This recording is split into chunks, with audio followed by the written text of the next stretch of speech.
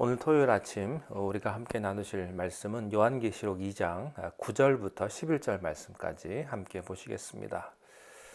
내가 내 환난과 궁핍을 알거니와 실상은 내가 부요한 자니라.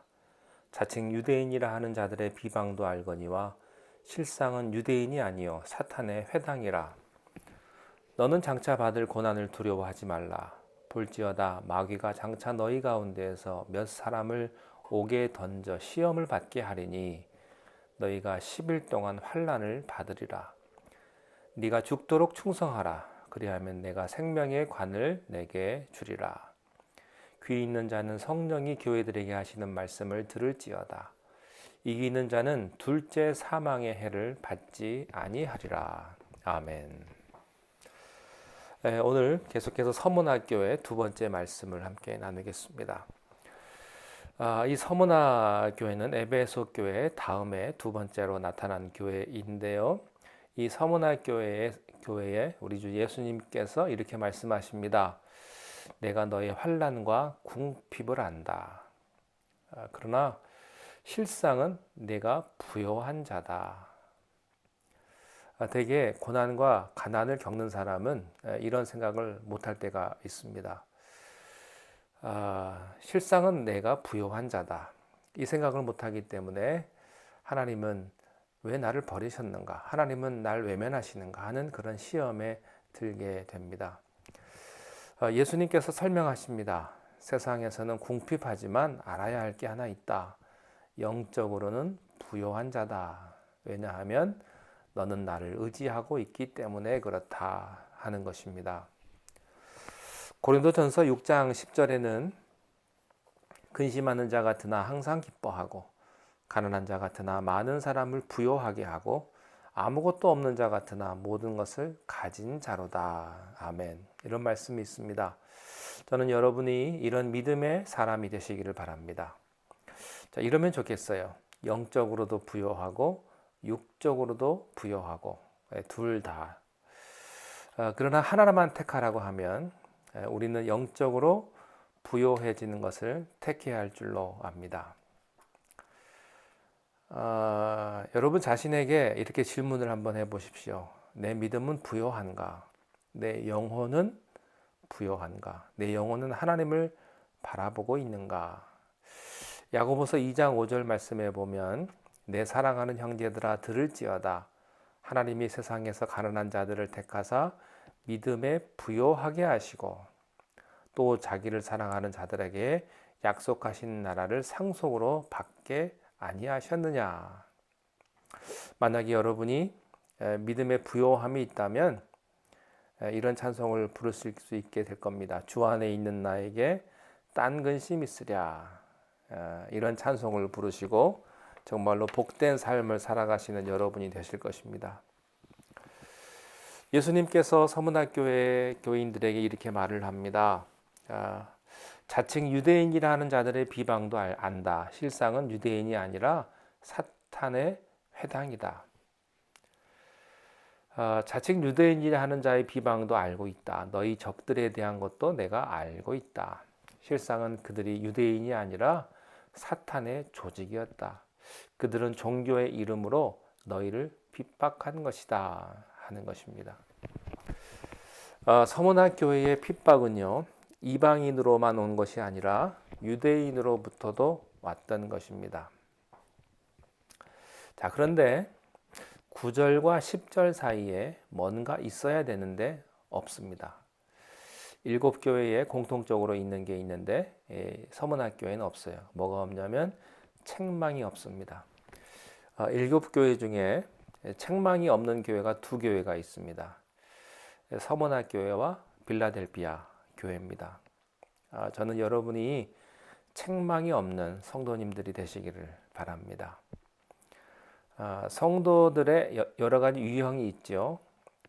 칭찬과 책망을 받는 교회가 있습니다. 또 책망만 받는 교회가 있어요. 어떤 사람은 칭찬만 받는 사람이 있고요. 어떤 분은 칭찬도 안 받고 못 받고 책망만 받는 성도가 있습니다. 여러분은 칭찬만 받는 성도가 되시기를 바랍니다. 예수님께서요, 이 교회에 대해서는, 서문학 교회에 대해서는요, 책망이 없습니다. 위로해 주셨습니다. 축복해 주셨습니다. 그리고 약속을 주셨습니다. 10절 말씀에 보니까 너는 장차 받을 고난을 두려워하지 말라. 볼지어다 마귀가 장차 너희 가운데서 몇 사람을 옥에 던져 시험을 받게 할 것이다. 지금 고난이 있습니다. 그리고 앞으로도 핍박이 올 것입니다. 어떤 성도들에게는 앞으로도 핍박이 있을 것입니다. 고난이 있을 거예요. 어떤 경우에 죄로 인한 고난은 죄가 스탑하면 그 고난도 스탑합니다. 또 어떤 경우에 연단으로 인한 고난은요, 계속될 수도 있습니다. 우리가 그리스도의 장성한 분량에 이르기까지 어쩌면 그 고난은 쉬지 않을 것입니다. 그러나 그 고난 중에서도 너는 염려하지 말라, 두려워하지 말라. 두려워하지 말라는 두려움을 그쳐라. 환난이 있지만 두려움에 사로잡히지 말아라 하는 것입니다. 태풍이 온다는 것을 아는 사람은요, 두렵지 않습니다. 다 준비를 합니다. 기다리고 대기하고 관찰하고 그렇게 미리미리 준비하는 것입니다. 장차 너에게 큰 폭풍우가 올 것이다. 그때 우리는 무장을 하는 것입니다. 너희가 10일 동안 환난을 받으리라. 여기 10일의 뜻은요, 이건 만수입니다. 완전수예요. 여러 가지 해석이 가능한데요. 313년 콘스탄틴까지 10명의 황제들이 있었습니다. 그 의미일 수도 있고요. 그러나 이 10명, 10이라고 하는 말은 제한된 수입니다. 고난에는 반드시 제한이 있다 하는 것입니다. 고난은 영원하지 않다는 뜻입니다. 만약 고난이 영원하다면 우리가 어떻게 살겠어요? 그렇죠? 코로나 때문에 우리가 몇 년 동안 고생을 했는데 영원한 코로나 속에 산다면 어떻게 살겠습니까? 계속 마스크 쓰고 어떻게 살겠어요? 그러나 고난은 일정한 시간이 있어요. 때가 있습니다. 10일 동안 고난을 받으리라. 자, 그 다음에 내가 죽도록 충성하라. 그리하면 내가 생명의 관을 너에게 주리라. 이 말씀은 참 어려운 말씀인데요.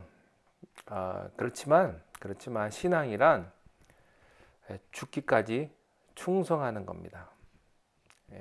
죽도록 충성하는 게 참 어렵습니다. 어떻게 이걸 표현하겠습니까? 그러나 신앙은 죽기까지 충성하는 거예요. 그리하면 생명의 관을 내게 주리라. 그리스도인에게는 여러 가지의 면류관이 있어요. 고린도전서에는 썩지 않는 면류관이 있고요. 데살로니가 전서에는 사랑의 면류관이 있습니다. 디모데 후서에 보면 의의 면류관이 있고요. 베드로 전서에 보면 영광의 면류관이 있습니다. 그리고 요한계시록 4장 4절에 보면 금 면류관이 있어요. 오늘은 생명의 관, 면류관을 너희에게 씌워줄 것이다. 이렇게 기록이 되어 있습니다.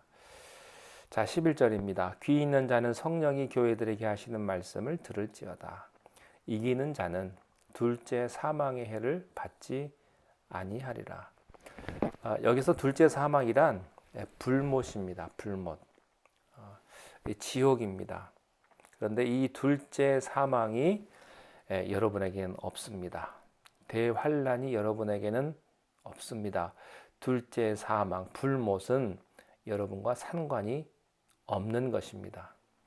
영접하는 자, 곧 그 이름을 믿는 자들에게는 하나님의 자녀가 되는 권세를 주셨습니다. 오늘 말씀에 귀 있는 자는 성령이 교회들에게 하시는 말씀을 들으라고 말씀을 하십니다. 이 서문화 교회 고난을 겪었지만 하나님께 책망받지 않는 생명의 면류관과 축복을 받은 그런 교회였습니다. 기도하겠습니다. 하나님, 우리가 세상을 살면서 많은 고난과 환난을 경험하지만 또 궁핍을 우리가 경험하지만 실상은 우리가 부요한 자요 또 복된 사람임을 또한 주님 앞에 고백합니다. 우리가 죽도록 충성하여 생명의 멸관을 우리가 다 쓸 수 있는 그러한 복된 하나님의 자녀들이 다 되게 하여 주시옵소서. 예수님의 이름으로 기도하옵나이다. 아멘.